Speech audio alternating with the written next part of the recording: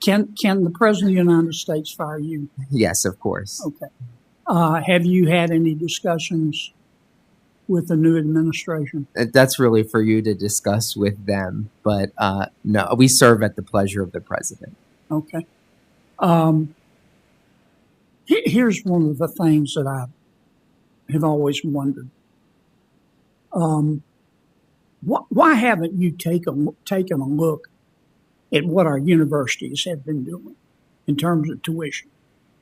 I was reading a study the other day put out by the New York Fed.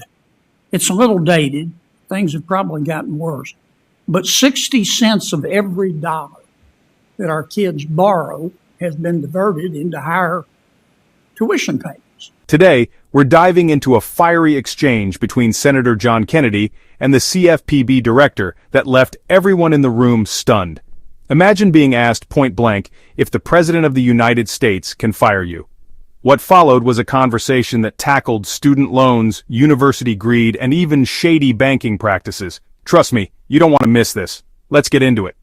Senator Kennedy grilled the director on why the CFPB hasn't tackled the outrageous cost of college tuition.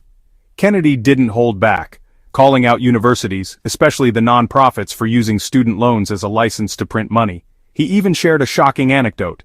One university president reportedly decided tuition hikes based on how many BMWs were parked in the student lot.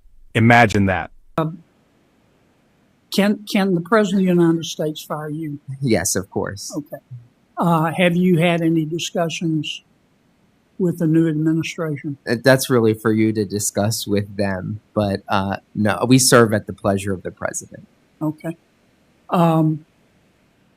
Here's one of the things that I have always wondered. Why haven't you taken a look at what our universities have been doing in terms of tuition? I was reading a study the other day put out by the New York Fed. It's a little dated. Things have probably gotten worse. But 60 cents of every dollar that our kids borrow has been diverted into higher tuition payments. And the universities have gotten more and more and more expensive. So kids borrow more and more and more money. So universities can hire more and more people and raise tuition to pay for it. And that doesn't seem fair to me. Why haven't you asked your people, or maybe you haven't know about it, to take a look at what, if any, nexus there is between this? Yeah, well, we have found some nexus. When I was a regulator at the CFPB 10 years ago, we actually went after some of these schools. What they were doing... You went after the for-profit schools. I'm talking about some of our more prominent universities that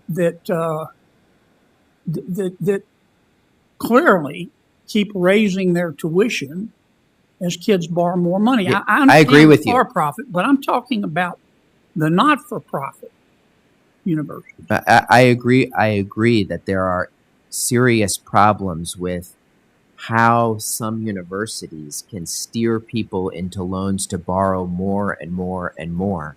And I think as we think about fixing our student loan system, I don't know if the existing one is one we want to keep, because not only is it burdening a lot of people, but it may be creating the incentives for some universities to really be pushing up the costs. And that's actually a bad cycle.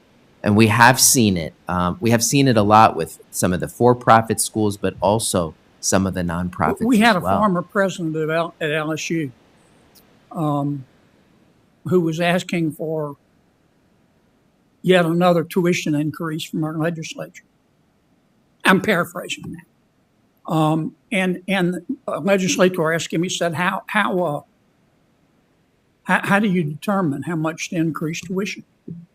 And in a rare moment of candor, he said, I just go out in the parking lot, the student parking lot, and count the BMWs.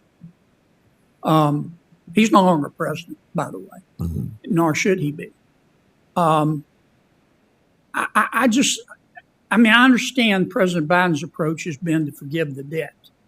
But it seems to me that at least a partial root of the problem is universities have gotten greedy, and it's costing more.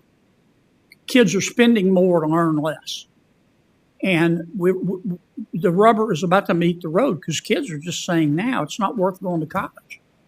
The numbers are declining. At some point, the demand is not completely inelastic. And I sure would like you folks to take a look at that. Well, we'll keep doing that, and I'll follow up with you directly. I will share with you that we got to do something for the 40 million people who have student debt, but we also have to make sure there's not another 40 million who are really going to get into too much debt because of this cycle that you Let me ask mentioned you one as last well. question. This exchange was more than just political theater. It shone a light on some of the biggest financial issues facing our country today. From student loans to university greed and even banking scandals, there's a lot to unpack. But the big question remains, what will it take for real change to happen? Let's keep this conversation going in the comments. And remember, if you found this breakdown insightful, give this video a thumbs up and share it with someone who needs to see it. Thanks for watching, and I'll see you in the next one.